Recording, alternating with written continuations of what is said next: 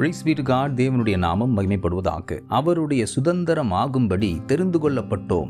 நாம் தேவனால் தெரிந்து கொள்ளப்பட்டோர். தெரிந்து கொள்ளப்பட்டோர் எப்பொழுதும் தேவனுக்கு முன்பதாக நிற்கும்படி பிரித்தெடுக்கப்படுகின்றனர். தம்மால் பிரித்தெடுக்கப்படுபவர்களை கர்த்தர் தகுதியும் படுத்துகிறார் என பவுல் கூறுகிறான். ஆபிரகாமை கர்த்தர் தெரிந்தெடுக்கும் பொழுது அவனது சொந்த ஜனத்தை விட்டும் தகப்பன் வீட்டை விட்டும் ஊரை விட்டும் பிரித்தெடுத்தார். இது ஒரு கடினமான காரியமாய் காணப்பட்டாலும் அதன் முடிவு மகிமையாய் விளங்கினது என்பதை நாம் அறிந்திருக்கின்றோம். அது இந்த உலகத்திலே சீமானாய் இருப்பதற்காக மட்டுமல்ல, இந்த உலகத்தையே உண்டாக்கின தேவனது சுதந்திராய் இருக்கும்படியான தெரிந்து கொள்ளுதல் ஆகும். ஆம், தேவனால் தெரிந்து கொள்ளப்பட்டவர்களின் முடிவு மகிமையானதாகும். ஆகிலும் அந்த மகிமைக்குரியதான ஆரம்பமும் ஆயத்தமும் சற்று வித்தியாசமானது. அதிலே அநேகர் தங்கள் விசுவாசத்தை இழந்து வேறு விதமாய் கடந்து சென்று விடுகின்றனர். ஆகவேதான் இயேசு கிறிஸ்து முடிவு பரியந்தம் நிலைத்திருப்பவனே ரட்சிக்கப்படுவான் என குறிப்பிட்டு கூறுகின்றார். தேவனால் தெரிந்து கொள்ளப்பட்ட தேவ ஜனமே, உனக்கு ஒரு நிறைவான முடிவு உண்டு. அது மகிமைக்குரியதாகும். ஆகவே தேவனால் நீ நடத்தப்படும் பாதையில் விசுவாசத்தோடு கடந்து செல். முடிவிலே ரட்சிக்கப்படுவாய். முந்தினோரை காட்டிலும் முன்னேறி கடந்து செல்வாய். God bless you abundantly.